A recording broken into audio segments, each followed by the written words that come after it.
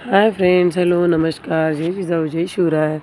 मी किरण तुमचं माझ्या एका छोट्याशा ब्लॉगमध्ये खूप खूप स्वागत करते.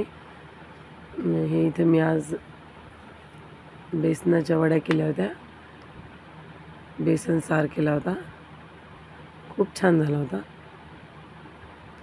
असा एकदा नक्की करून बघा. काही नाही, साधं बेसन आपलं जिरे मोहरी थोडंसं तेल टाकून वरून घ्यायचं घट्ट, आणि त्याचं मी असे दाखवल्याप्रमाणे मस्त असं गरम गरमच ताटामध्ये टाकून घ्यायचं. त्याला काही तेल वगैरे काही टाकायची गरज नाही. साधं टाकलं तरी चालते. हे असं मस्त जोपर्यंत गरम आहे तोपर्यंत असं पतलं करून घ्यायचं. याला सगळ्या ताटामध्ये पसरून घ्यायचं, आणि नंतर त्याच्या वड्या पाडून घ्यायच्या. छोट्या छोट्या वड्या, छोट्या छोट्या आपल्याला जशा पाहिजे तशा पाडून घ्यायच्या. लेकरं जर लहान असतील तर लहान लेकरांना वड्या अशा नुसत्या पण बेसनामध्ये मीठ टाकून वरले थोडीशी हळद टाकून वरले की नुसत्या पण वड्या खायला आवडतात. तातू आणि शेती नुसत्या पण वड्या खाते. तातू तर पनीर म्हणून पनीर म्हणून नुसत्याच वड्या खाते. मी पनीरसारख्याच वड्या करते त्याच्या. आणि मग इथे मी सार आधीच बनवून ठेवला होता त्याचा.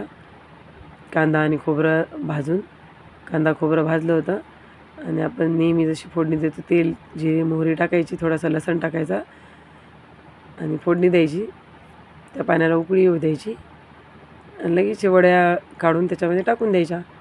मी थोड्याशाच टाकल्या होत्या, कारण त्यांना लेकरांना अशा नुसत्या पण खायला खूप जास्त आवडतात म्हणून. एकदा नक्की ट्राय करा. भाजीला जर काही नसेल तर एक नंबर लागते, दिसायला पण आणि खायला पण. जर तुम्ही माझा व्हिडिओ इथपर्यंत बघितला असेल तर माझ्या चॅनलला लाईक करा, शेअर करा आणि सबस्क्राईब करायला विसरू नका. व्हिडिओ शेवटपर्यंत बघितल्याबद्दल तुमचे खूप खूप मनापासून धन्यवाद.